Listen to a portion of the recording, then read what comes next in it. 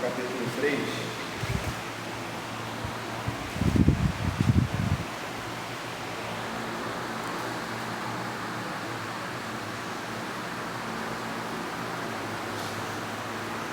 Daniel, capítulo 3. É uma passagem bastante conhecida, que fala sobre Ananias, Misael e Azarias, a estátua de ouro. Vamos estar lendo a palavra do Senhor. O rei Nabucodonosor fez uma estátua de ouro, cuja altura era de 60 côvados, e a sua largura de 6 côvados. E levantou-a no campo de Dura, na província da Babilônia. E o rei Nabucodonosor mandou ajuntar os sátrapas, os prefeitos e presidentes, os juízes, os tesoureiros, os conselheiros, os oficiais e todos os governadores da província, para que viesse a consagração da estátua que o rei Nabucodonosor tinha levantado. Então se ajuntaram os sátrapas, os prefeitos e presidentes, os juízes, os tesoureiros, os conselheiros, os oficiais e todos os governadores das províncias, para a consagração da estátua que o rei Nabucodonosor tinha levantado, e estavam em pé diante da imagem que Nabucodonosor tinha levantado. E o arauto apregoava em alta voz: ordena-se a vós, ó povos, nações e gente de todas as línguas, quando ouvirdes o som da buzina, do pífaro, da harpa, da sambuca, do saltério, da gaita de foles e de toda sorte de música, vos prostrareis e adorareis a imagem de ouro que o rei Nabucodonosor tem levantado. E qualquer que não se prostrar e não a adorar, será na mesma hora lançado dentro do forno de fogo ardente. Portanto, no mesmo instante que todos os povos ouviram o som da buzina, do pífaro, da harpa, da sambuca, do saltério, de toda sorte de música, se prostraram todos os povos, nações e línguas e adoraram a estátua de ouro que o rei Nabucodonosor tinha levantado. Ora, no mesmo instante, se chegaram alguns homens caldeus e acusaram os judeus. E falaram e disseram ao rei Nabucodonosor: ó rei, vive eternamente. Tu, ó rei, fizeste um decreto pela qual todo homem que ouvisse o som da buzina, do pífaro, da harpa, da sambuca, do saltério, da gaita de foles e de toda sorte de música, se prostraria e adoraria a estátua de ouro. E qualquer que se não prostrasse e adorasse seria lançado dentro do forno de fogo ardente. Aos homens judeus que tu constituíste sobre os negócios da província da Babilônia, Sadraque, Mesaque e Abednego, estes homens, ó rei, não fizeram caso de ti, a teus deuses não servem, nem a estátua de ouro que levantaste, adoraram. Então Nabucodonosor, com ira e furor, mandou chamar Sadraque, Mesaque e Abednego, e trouxeram a estes homens perante o rei. Falou Nabucodonosor e lhes disse: é de propósito, ó Sadraque, Mesaque e Abednego, que vós não servis a meus deuses, nem adorais a estátua de ouro que levantei? Agora, pois, se estáis prontos quando ouvirdes o som da buzina, do pífaro, da guitarra, da harpa, do saltério, da gaita de foles, de toda a sorte de música, para vos prostardes e adorardes a estátua que fiz, não é, mas se a não adorardes, sereis lançados na mesma hora dentro do forno de fogo ardente. E quem é o Deus que vos poderá levar das minhas mãos? Responderam Sadraque, Mesaque e Abednego e disseram ao rei Nabucodonosor: não necessitamos de te responder sobre este negócio. Este nosso Deus, a quem nós servimos, é que nos pode livrar. Ele nos livrará do forno de fogo ardente e da tua mão, ó rei. E, se não, fica sabendo, ó rei, que não serviremos a teus deuses, nem adoraremos a estátua de ouro que levantaste. Então Nabucodonosor se encheu de furor e se mudou o aspecto dos seus semblantes contra Sadraque, Mesaque e Abednego. Falou e ordenou que o forno se aquecesse 7 vezes mais do que se costumava aquecer. Só até aqui, vamos tomar assim. Irmãos, esse texto é bastante conhecido, né? E alguns pontos aqui que eu queria trazer para a nossa meditação nesta manhã. O primeiro tópico é o que nós temos consagrado, né? O que nós temos feito da nossa vida, o que nós temos consagrado em nossa vida. O rei levantou uma estátua para consagrar perante o povo, para dizer: ó, aqui eu sou Deus. E quem nós temos colocado na nossa vida? Será que nós temos colocado Deus verdadeiramente em primeiro lugar? Será que nós temos nos consagrado, nos separado verdadeiramente para Deus?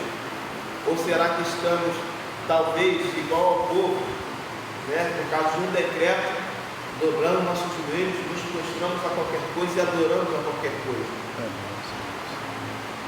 A Bíblia nos diz que não devemos nos prostrar a outros deuses. Deus não permite, Deus abomina essas situações. E a adoração não é adoração somente a estátuas, a coisas feitas de barro, a uma imagem.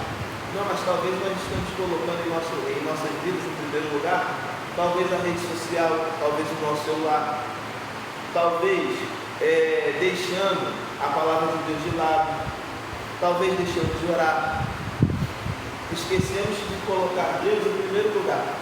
A palavra nos diz que devemos primeiro buscar o reino de Deus e a sua justiça. Mas como eu estou buscando? Estou buscando pelo meu bel prazer, para a minha necessidade? Ou estou buscando porque eu tenho a certeza de que Ele morreu por mim naquela cruz e estou buscando Ele por gratidão? É por amor que eu estou fazendo ou é por obrigação? Ou é por medo? Será que eu estou buscando a Deus realmente por amor a Ele? Realmente me entregando em espírito e em verdade, com adoração sincera? Ou é por medo? Por medo porque talvez a gente foi ensinado que o inferno existe, que se a gente não amar, a gente vai para o inferno, e lá vai ter ranger de dente, lá vai ter um monte de coisa, eu estou com medo de ir para lá, ou realmente eu estou adorando a Deus porque eu tenho a certeza de que Ele é bom, porque Ele morreu por mim, porque Ele me salvou, porque Ele me resgatou, porque Ele me tirou do lamaçal do pecado, porque Ele sofreu por mim naquela cruz, por gratidão a Ele, por tudo que Ele já fez por mim?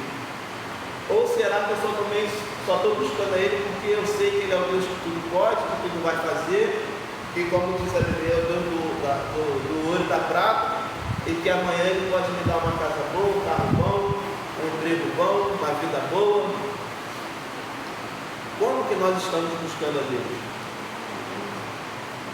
E eu gosto bastante desse texto, porque quando o rei chama Sadraque, Mesaque e Abednego, a primeira pergunta que o rei faz é: de propósito vocês estão fazendo isso? Eu fico imaginando, eu creio que Sadraque, Mesaque e Abednego devem pensar assim: é de propósito, porque eu fui ensinado que eu não devo me prostrar outro Deus. Então é de propósito. É de propósito que eu estou me prostrando a essa estátua. É de propósito que eu não vou adorar essa estátua. O texto não diz que ele não relata que eles falam assim, mas a gente pode deduzir, trazer essa comparação, porque a resposta de Sadraque, Mesaque e Abednego é a seguinte: ó, rei, o senhor quer saber quem é o Deus que pode nos livrar? Então fica sabendo que eu e meus amigos nós vamos nos prostrar, porque nós só adoramos ao Deus de Israel, nós só vamos adorar ao único Deus que nós temos fé, a qual nós fomos ensinar desde pequeno, que independente de qualquer situação, Ele está comigo. Então é só Ele que eu vou adorar, é de propósito. E se por um acaso Ele não nos livrar, a vontade é dele. Foi orado aqui várias vezes que a vontade de Deus é boa, perfeita e agradável.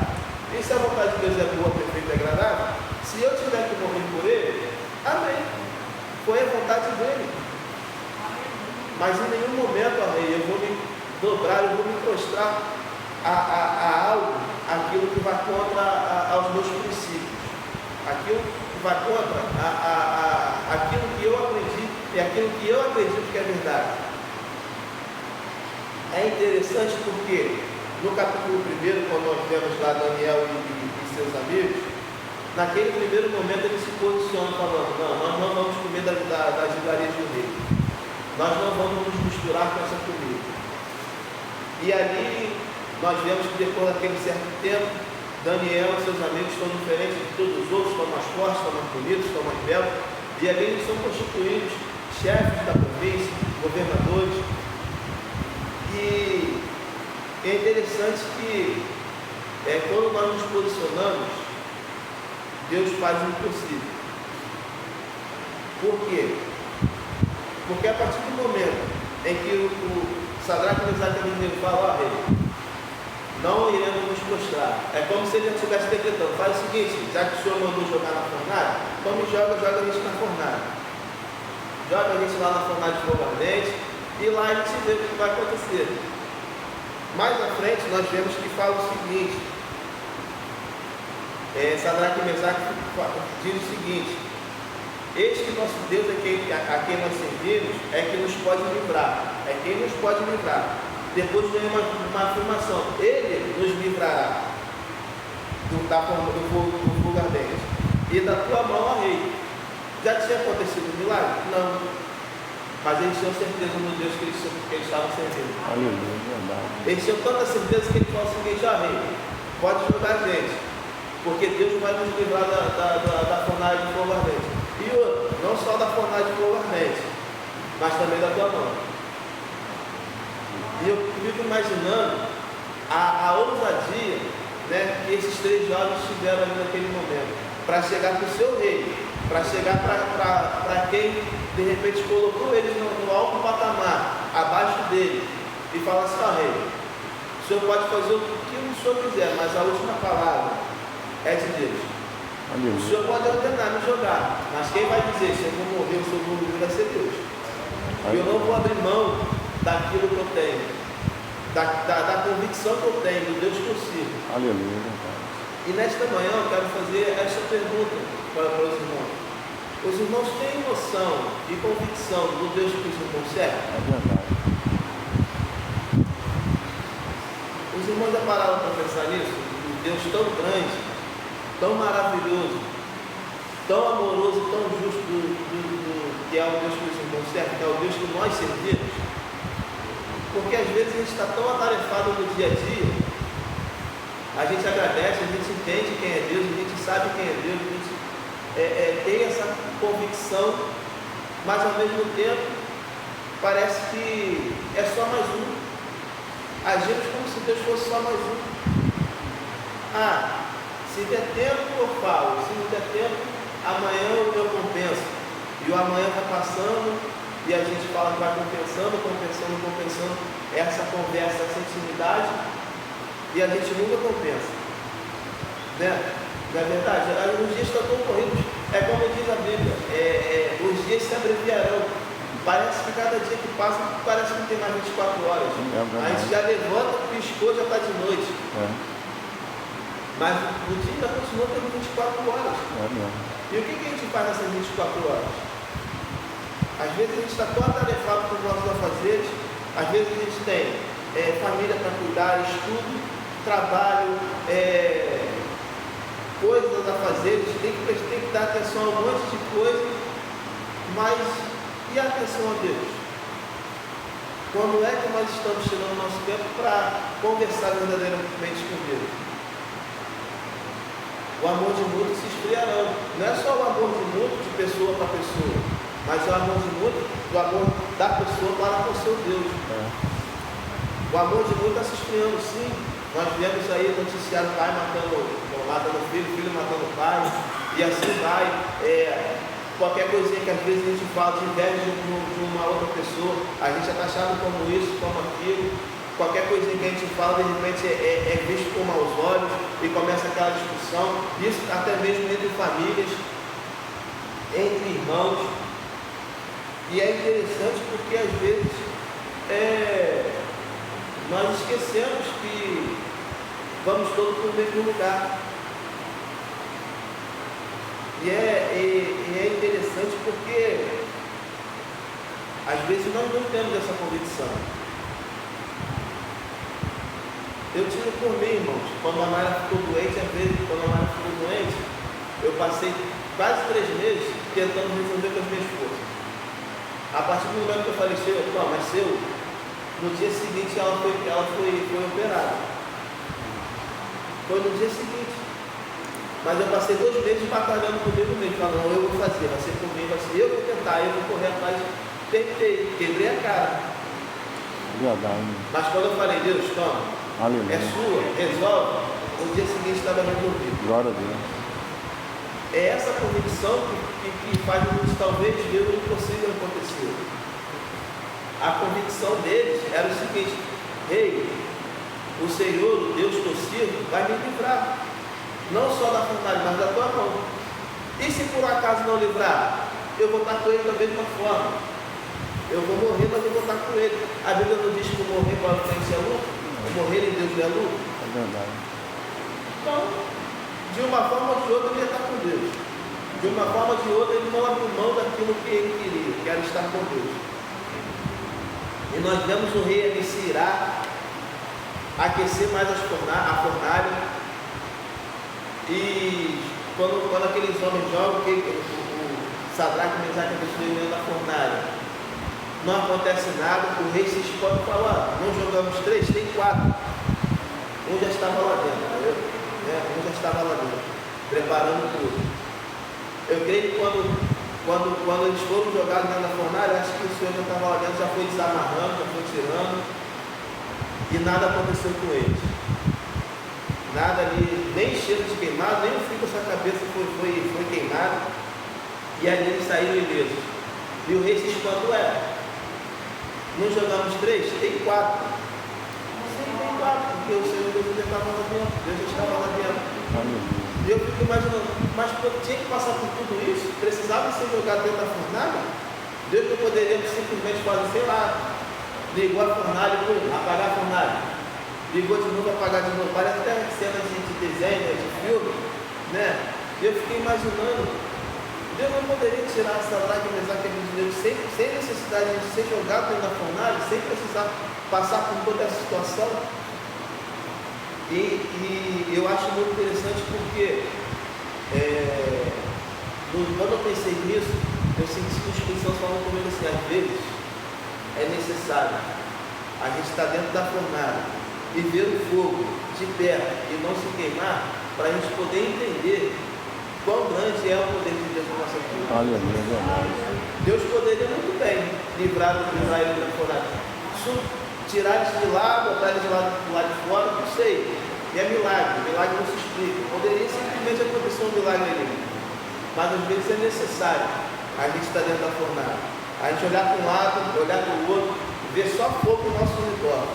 Mas ao mesmo tempo, quando a gente olha para a gente, eu estou no meio do fogo, mas eu não estou sendo queimado. Eu estou no meio do fogo, mas minhas roupas continuam intactas. Eu estou no meio do fogo, passando, não tem saída, não tem escapatória, mas não está acontecendo nada comigo. Por quê? Porque o Senhor Deus está comigo, porque é Ele quem está me guardando. Deus nem sempre vai nos tirar do problema, Deus nem sempre vai nos livrar da situação, mas uma coisa é certa: Ele sempre vai estar conosco no problema, Ele sempre vai estar conosco no meio da situação. Isso é certo. Isso, sem sombra de dúvidas, é a nossa certeza. E é interessante porque Nabucodonosor pediu para ver quem era Deus, né? Queria saber quem era o Deus de Israel. Eu quero ver se Deus tem poder para tirar vocês de lá de dentro. Então tá bom, você quer ver? Não? Então você vai ver. Entraram 3, ele viu 4, então ele viu. Ali ele teve certeza que o Deus de Israel era o único Deus vivo. Era o Deus que responde e é o Deus que pode fazer milagres. É o Deus que pode fazer, que talvez não vai te livrar da situação que você esteja passando, mas é o Deus que vai estar do seu lado te guardando. E eu gosto muito dessa passagem, porque nos traz esse ensinamento, né? Nos mostra que, independente de qualquer situação, Deus vai estar conosco. Na consagração de quinta-feira, eu falei aqui o seguinte, né? Que às vezes, para a gente ver o impossível, nós temos que nos posicionar. Primeira parte é nos posicionarmos. Porque quando Maria recebe a notícia do anjo que ela vai dar a luz, que dela vai sair o Salvador, no final do capítulo 1, né, dessa passagem, ela fala que se cumpre em mim tudo aquilo que o Senhor quer. Ela se posiciona, ela fala: então tá bom, eis-me aqui, e se cumpre em mim tudo aquilo que o Senhor quer. E quando eu fui folheando a Bíblia, o milagre só acontece depois do posicionamento. Posso citar alguns, por exemplo, Pedro andando na sobre as águas. O Senhor vem, Pedro fala, está vindo alguém. O pessoal se espanta, é um fantasma aí. Pedro fala assim, não é um fantasma, sou eu. Aí Pedro fala o seguinte, olha o posicionamento de Pedro. Senhor, se é tu, manda que eu vá até aí. É um posicionamento. Enquanto todos estavam com medo, Pedro diz, opa, se é o Senhor mesmo, então manda eu ir, por favor. Ele vai, começa a caminhar. Quando começa a caminhar, ele perde o foco, perde a visão. Começa a olhar para um lado, para o outro, tempestade, ondas altas, começa a afundar. O que acontece? Jesus vem, Pedro, eu estou aqui. Não se preocupe com as tempestades, olhe para mim. Evita olhar para um lado e para o outro. Olhe para mim, porque não tem tempestade que eu não possa acalmar, não tem nada. Ó, eu pego pela tua mão e te coloco dentro do barco de novo. É posicionamento. Se nós queremos ver o possível de Deus na nossa vida, nós temos que nos posicionar. E não é se posicionar achando que, se der, Deus, se não der, não, é ter certeza. Porque a fé dá um firme fundamento. Então nós temos que ter certeza. E se não acontecer? Se não acontecer, porque Deus não quis que acontecesse. A vontade dele é boa, perfeita e agradável. Nós temos que estar prontos, tanto para o sim quanto para o não. E se vier o não, é porque Deus tem coisas melhores em nossa vida. E se não acontecer aqui, vai acontecer no céu, porque a minha maior preocupação está no céu com Cristo. Minha maior preocupação é eu poder viver aqui nesta terra buscando o céu. Independente se eu vou ter um carro voando, independente se eu vou ter uma casa boa, independente se eu vou ter uma vida boa, independente de qualquer coisa, nós temos que buscar, correr atrás, sim. Trabalhar para isso, sim. Mas as nossas preocupações não devem estar nessas coisas. Nossa preocupação é saber, será que eu estou servindo verdadeiramente a Deus?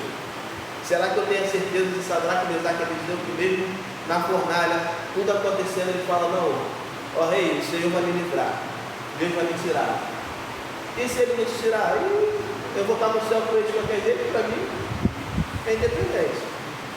Mas eu tenho certeza que ele vai me livrar. E não só da fornalha de fogonete, ele vai me livrar da tua mão. É essa certeza que nós temos que ter quando o inimigo bater a porta e falar assim, vai acontecer isso, isso e isso. Aí nós temos que responder o seguinte, se Deus permitir, amém. E se ele não permitir, amém também. Quando ele bater a porta e falar assim, você não é nada, você não é ninguém. Você, opa, é você que está falando isso, é Deus que está me dizendo ao contrário. Quando eu penso nisso, eu penso em Israel, no deserto. Precisava Israel passar 40 anos no deserto? Não, a caminhada era curta, mas era necessário.